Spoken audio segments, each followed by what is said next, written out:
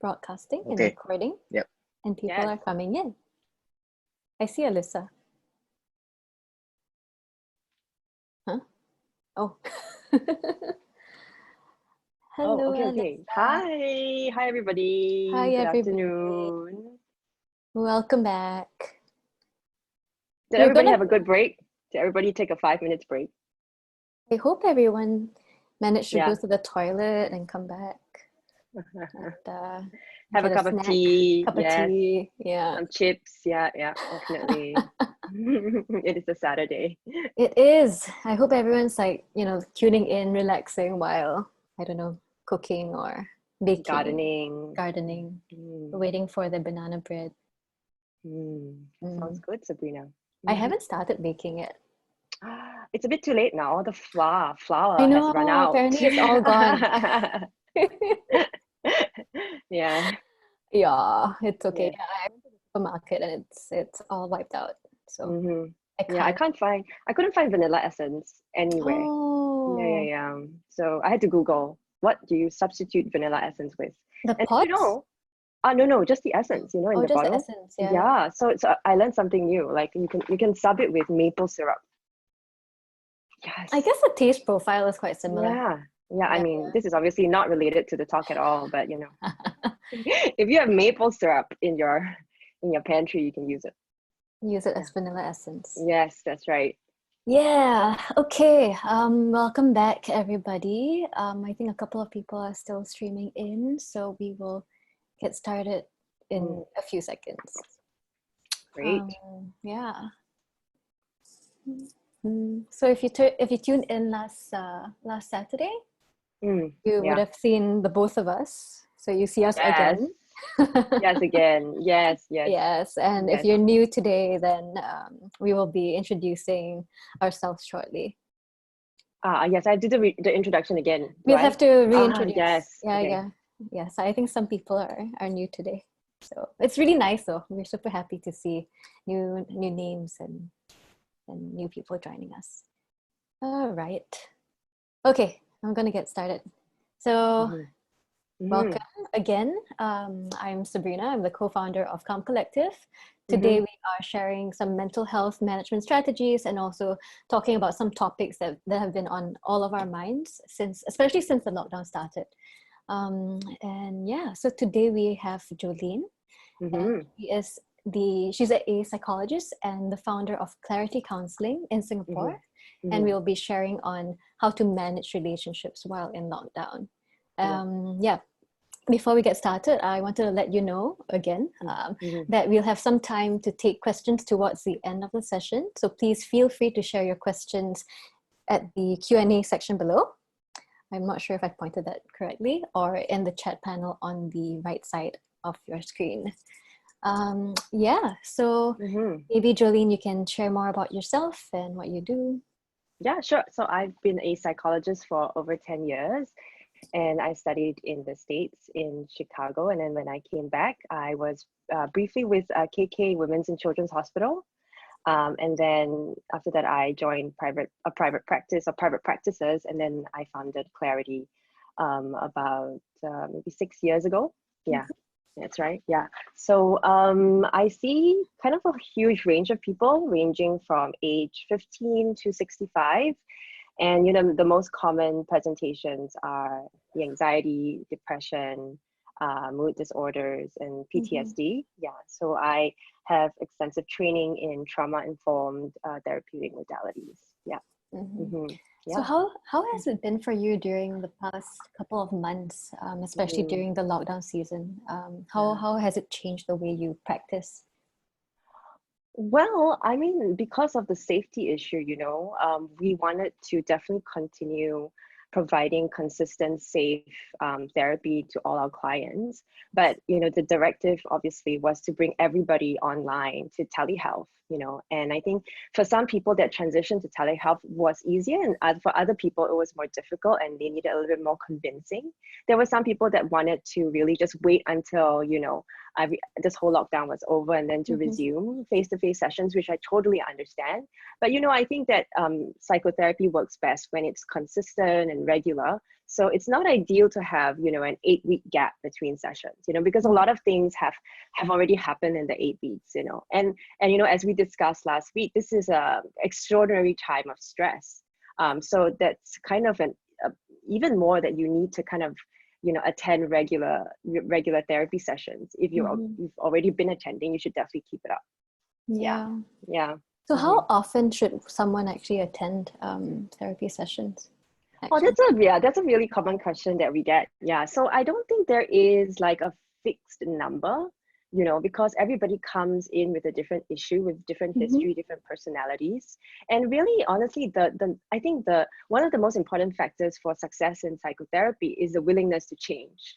The willingness to say, I am going to do the work to change, because obviously, as much as we would like to, we can't change you, you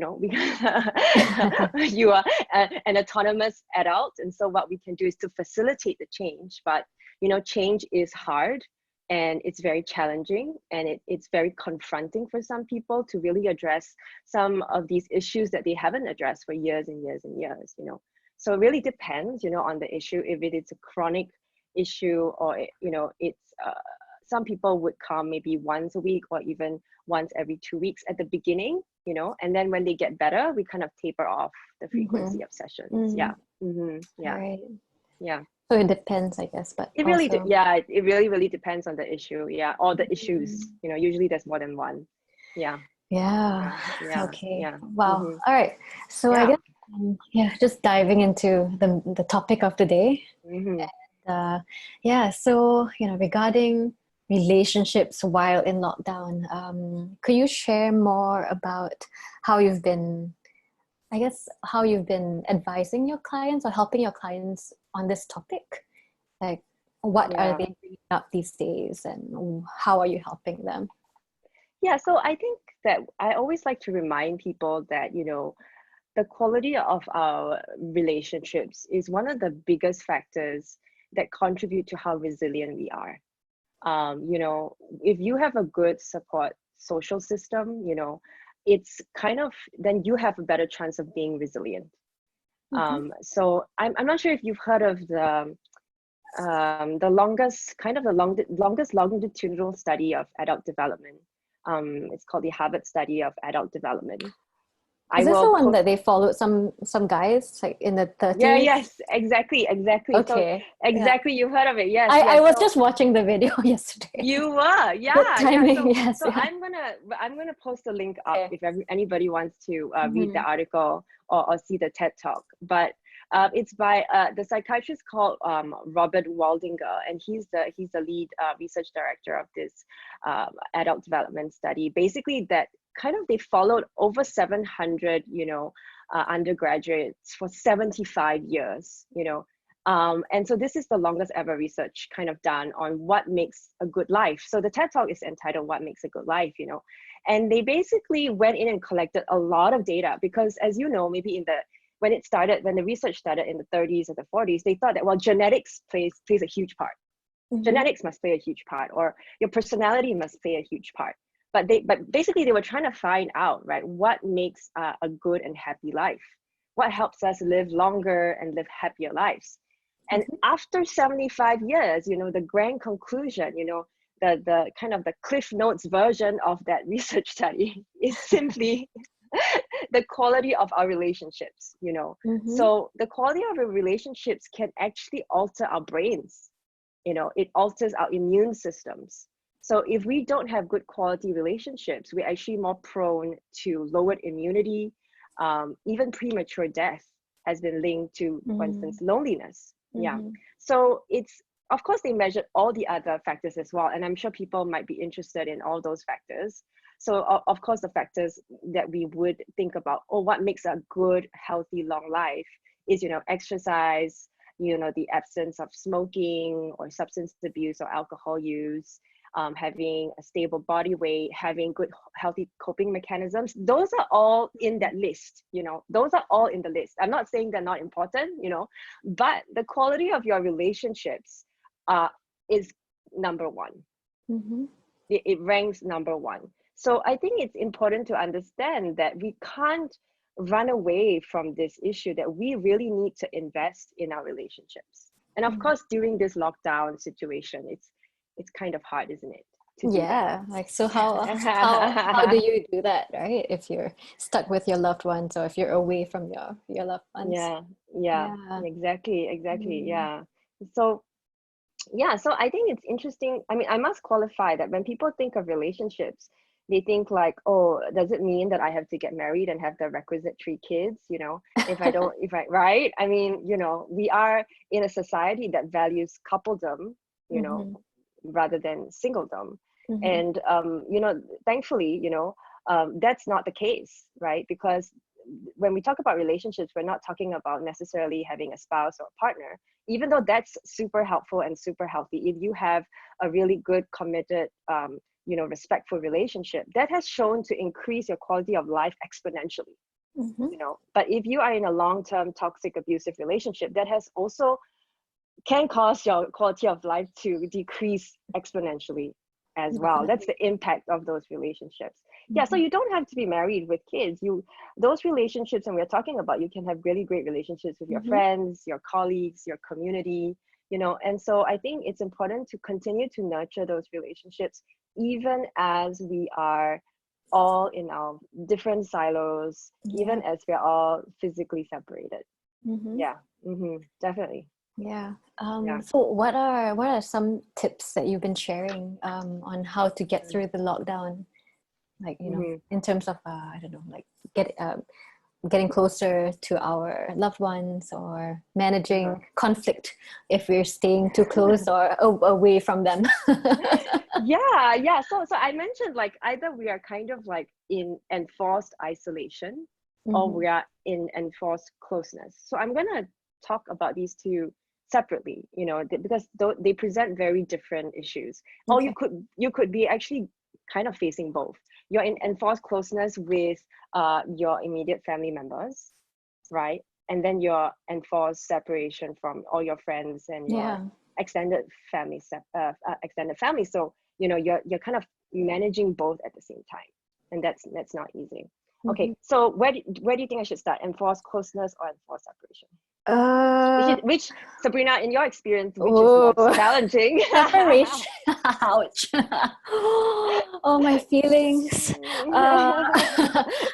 it would be like, yeah, definitely at enforced separation. I am Uh-huh, staying on, well, kind of on my own, but with housemates. So uh-huh, it's also hmm. both, but I'm Yeah, away from my loved ones for sure. Yes. yeah, Yeah. yeah, yeah. So So, yeah. yeah. So, that sense of being away, physically away from our loved ones is, definitely undeniably very painful, especially when we're in day 33 of the circuit breaker, right? So, yes, Yeah. I'm definitely counting. So, um, we've got 3 more weeks to go before we can, see our loved Hopefully, ones face to hopefully face. only 3 weeks. Hopefully, yes. Hopefully, Mm-hmm. only 3 weeks. Yeah. Mm-hmm. So we've got 3 more weeks before we can see them and hug them and ask them in person how they are. Definitely, I think that everybody is hopefully texting and calling and video calling their loved ones as well, not Mm-hmm. to neglect those connections when we are physically, isolated. But I think before I kind of tackle this question about how do we feel less isolated, right? Even though we can't go meet our friends, even though we cannot go meet our extended family members, I think we need to kind of make a little detour, if you don't Mm-hmm. mind. Yeah, sure. Go We ahead.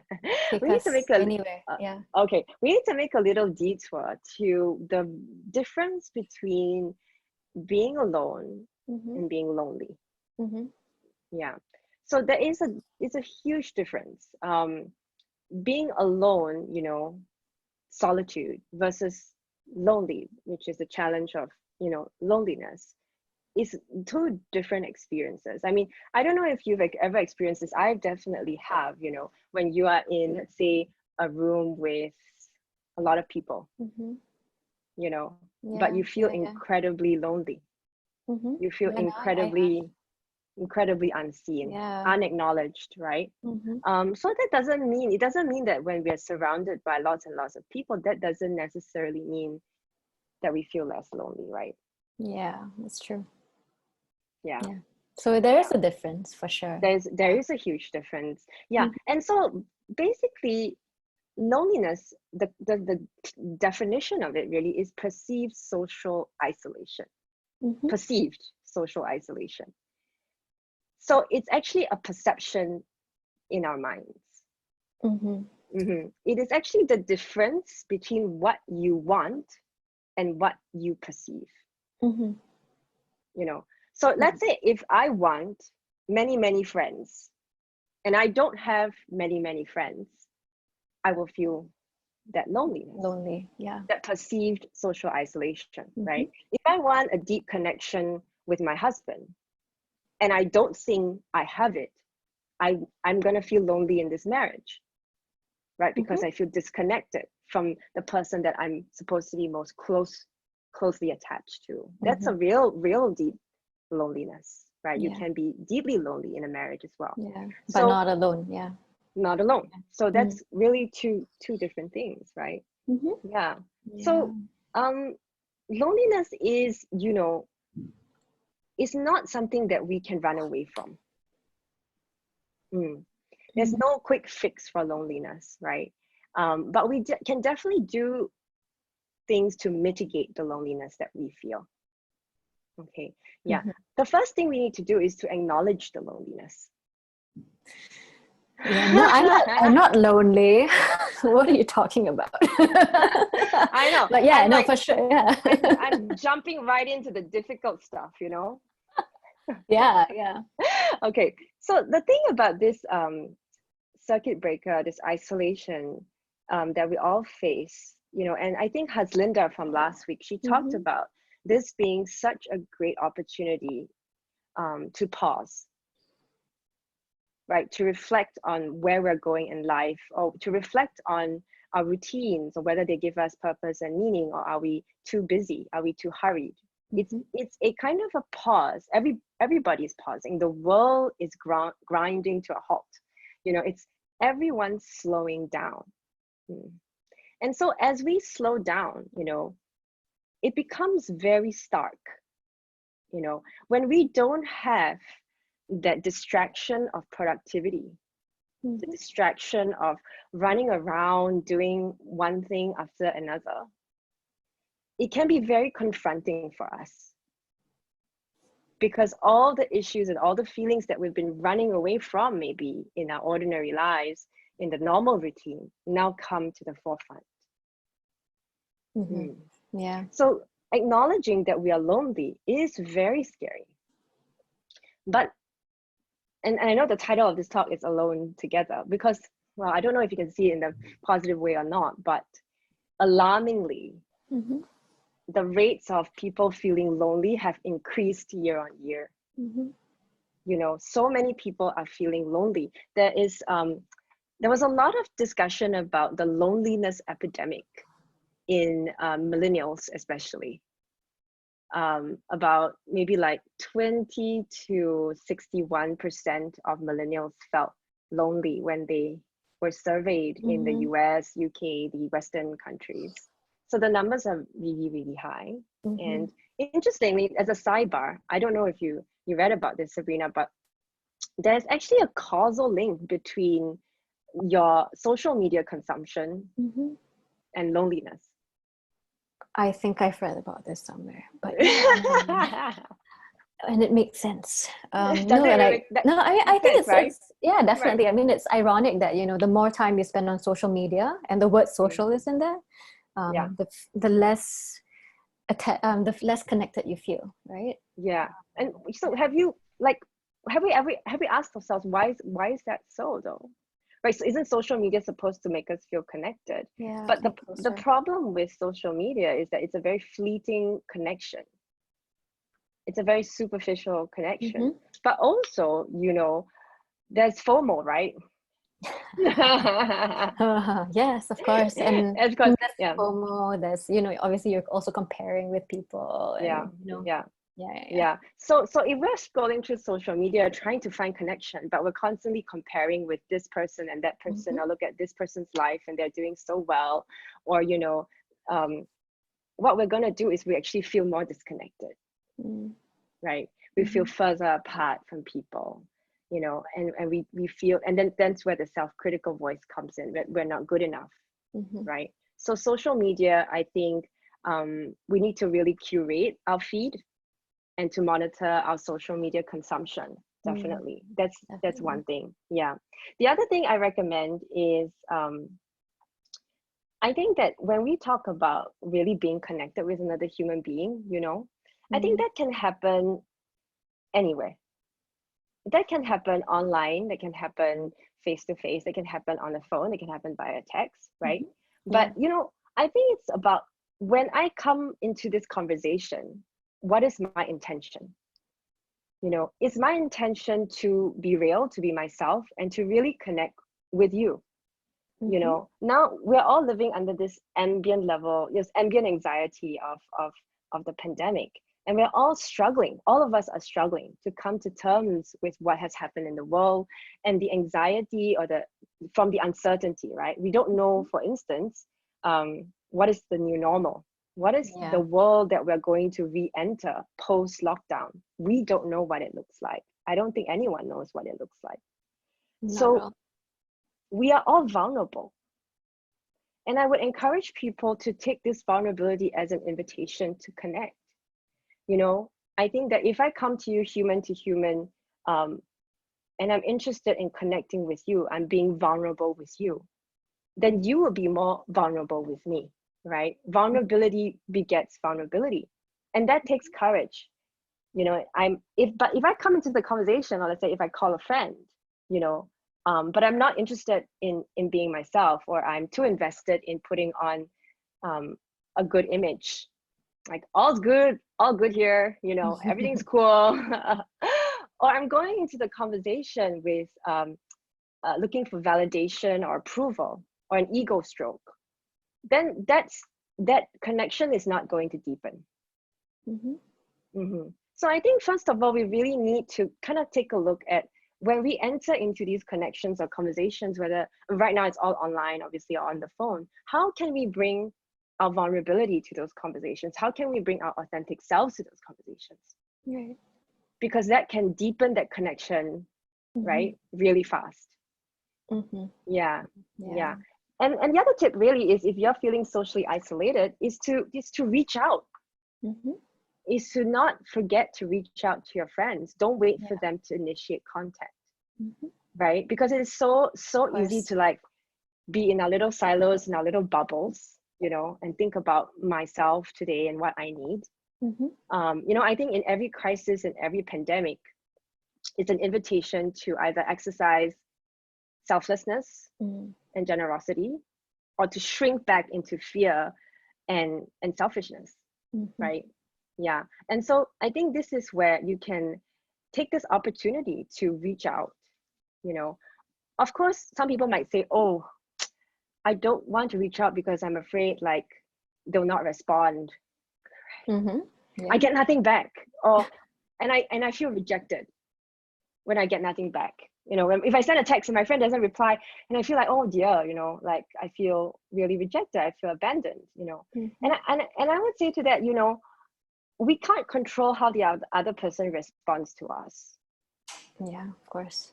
We can't control whether they respond or how they respond, but we can control whether we take the initiative to reach out, to put ourselves out there, and to make those connections and to nurture those connections, right?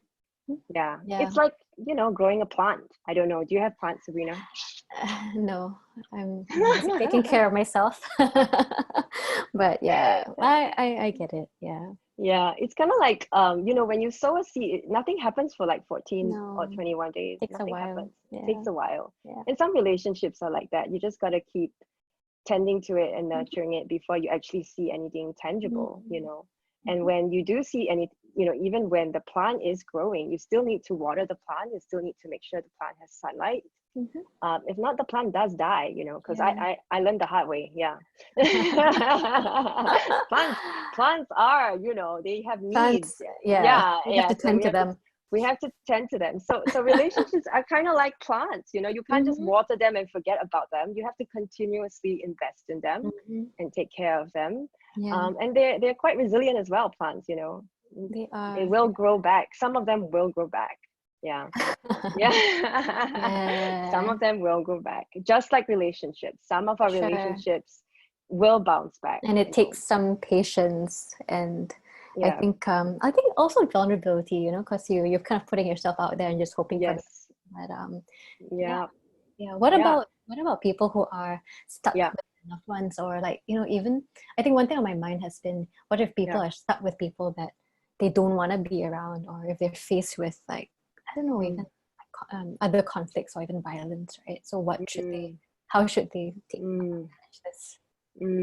Well, of course, you know, if we're talking about any kind of physical, mental, or psychological abuse, then definitely reach out for help, reach out for professional help. There are many hotlines that are available right now. The National Care Hotline is one.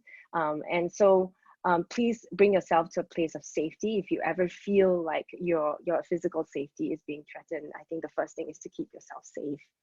If you're talking about conflicts, tension in conflicts, I mean, you know, relationships that are healthy but have conflicts, you know, then that's kind of another issue altogether. Yeah. So the thing is, I want to say that in isolation, people's, you know, sense of annoyance is going to increase. People are going to be irritable. People are going to have low mood. So it's actually quite normal, right, to feel annoyed with your partner, annoyed with your child after 4 weeks of living in a confined space. That's pretty normal. Trying to, you know, like I said in the previous talk, try to practice some compassion with yourself and with the people that you live with, right? You don't have to resolve every issue right away. Sometimes that's not necessary. Sometimes what's necessary is to walk away and to take a time out and to calm down and to come back to the issue, you know, when you are calmer. I think in living in isolation, we definitely have to kind of put boundaries in place. You know, I think this is where structure and boundaries are important. You know, having a routine for yourself or your partner or your kids is super important. Respecting each other's privacy is also super important. You know, having time apart and you don't have to spend every single waking moment together. Yeah. But, you know, the pandemic is kind of like a magnifying glass or an accelerator, isn't it? Yeah. Right. I mean, like, both on relationships, on life in general. Yeah. On both good and bad things, right? So like, if you feel like, oh, I waited so long to marry this girl, and after the pandemic, I'm gonna marry this girl, you know, or I waited so long to write a book, maybe that accelerates, you know, gives you more motivation. But it also is working the other way around, right? So I know in China, after the lockdown was lifted, you know, the divorce rates just spiked. I think, you know, really high, because what this pandemic does is that it really casts a spotlight on the cracks in the relationship, right? Definitely. So couples who have a good foundation of trust and respect are going to turn towards each other. They're going to be sources of strength for each other. But couples who have had deep-seated issues and have not looked at those issues for years and years, you know, for whatever reason, have been avoiding those issues are all going to come to the forefront because there's literally nowhere to hide. Yeah. So I think we can kind of expect that. From living in this enforced closeness for so long. Wow. I know, I'm watching the time as well. I'm just trying to be mindful of the time. But that's a lot to take in as well. It's a lot, well, okay. Yeah. That's a lot of tips as well. Maybe we can move on to the Q&A. Definitely. We have questions? We do. Okay. There's one that's pretty specific. Okay, so there are students and professionals who have recently returned from overseas because of, you know, the pandemic. how would you, do you have any advice for them in terms of how to best adjust from, you know, having the autonomy of living alone to now living with a family in enforced closeness? Enforced closeness. Yeah, Yeah, right? yeah, definitely. Yeah. Yeah. So I think that we all need privacy. We all need space, you know. And if you've been living by yourself overseas, obviously you already have you're comfortable with a certain level of independence and autonomy, right? And you want to continue having that level of independence and autonomy. So it's important that you create opportunities for that. You know, I understand that if you're living under the same roof with your parents, there are certain rules that you have to abide by because they own the house, and they pay the bills, right? But you know, it's important to express your need for autonomy, your need for space, to make sure that you have a safe space, no matter how small that space is. To make sure that your bedroom, if you have your own bedroom, is as safe and inviting and stress-free, you know, as possible. It's a place, it's a sanctuary, should be a sanctuary for you, especially if you have conflictual relationships with your loved ones. That sanctuary is even more important. And you know, if like I said, you know, because everybody is maybe slightly irritable and slightly stressed out because of, you know, the lockdown, the circuit breaker. So try to have realistic expectations of your relationships, right? You know, don't expect to resolve every single issue, you know, immediately, right now, in 4 weeks. You know, that's not realistic. You know, if you didn't really have a close relationship with your family members, that's not going to happen overnight. You know, the analogy of the plant, that's not going to happen overnight, right? Trust and respect and intimacy needs to be built. Yeah. You know, so I think that there is no cut and paste template for mental health or for relationships. I think that we have to understand that each family, each couple is different, and we have to see what this family needs right now might be different from what another family needs right now. Yeah, I hope that answered that question. I think that was, okay. that was a good answer. Okay. I think along the same lines, we have a question about escape, or, you know, escape, and in terms of like physical escape as well as emotional escape. You know, I understand that you're helping with the hotlines as well. Yeah. During your little free time that you're having. So okay, so this question is about, okay, have escaping to hotels or hostels may not be financially sustainable. So what are the options for people who are experiencing stress or abuse in the household, right, during the CB period? Like, what are where can they turn to for, you know, to alleviate their problems right now? Well, I think first of all, like I said, you know, there is no quick fix solution. I think, you know, for the first, I mean, one of the question is if there's a case of abuse, for instance, then definitely get yourself to a place of safety. So there are shelters in Singapore. There's a lot of like, you know, the SOS hotline or the National Care Hotline that you can call for help. Yeah, if your safety is being threatened at any point. But if you're talking about, you know, good old family tension and conflict, you know, our family members have a way to know which buttons to press, right? They just kind of know. Yeah. So, and you want to get away from that tension and conflict. I think the first thing to do is to, like I said, set realistic expectations for those relationships. Take a time out from those relationships, whether it's taking a walk if you can, of course, you know, abide by the safety measures, or, you know, escape into your room. Also take mental breaks or mental escapes as well, whether it's, you know, watching a movie or listening to a podcast, or even, you know, listening to music, or even meditation can be a reprieve from the tension in the household. You know, so we don't have to physically escape to give our minds a reprieve.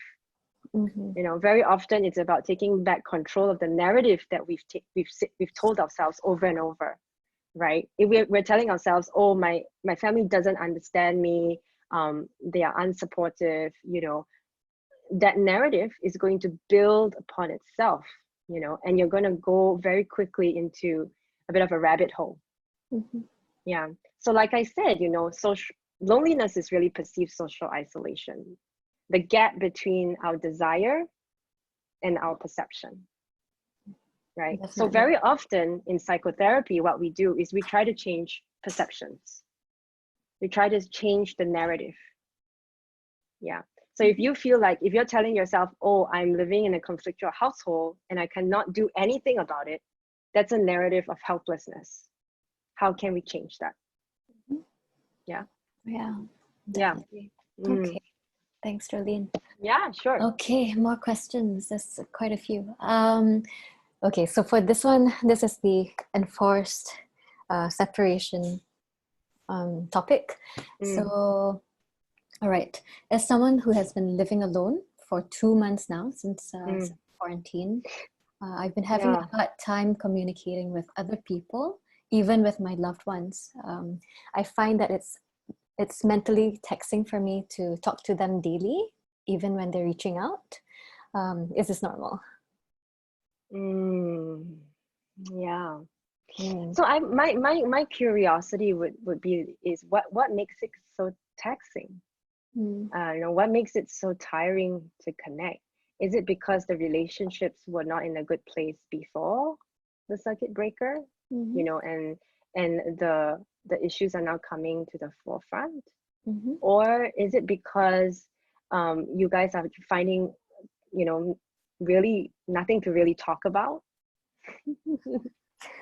It could be. I mean, like, what do you have lunch today? What do you have dinner today? You know what I mean? So it could be everybody's kind of lethargic and everybody's kind of irritable and it's really, really hard to connect.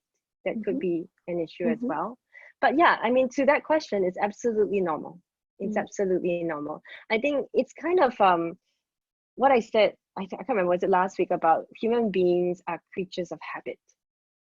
So the more you isolate and the more you keep yourself detached from human relationships, the easier it is to detach. You know, you get comfortable in that detachment and not really wanting to speak to anybody. You know? You're in that little bubble, in that silo. So I think that if you really want to nurture and maintain those relationships, definitely there is a bit of effort involved. There's a bit of consistency involved, you know, and perhaps it is about finding things to do together online. Perhaps it's about taking a program together, a course together online, you know, or talking about what you look forward to after this is all over. That can be really motivating. Okay. I actually see too, so along the same same lines, right?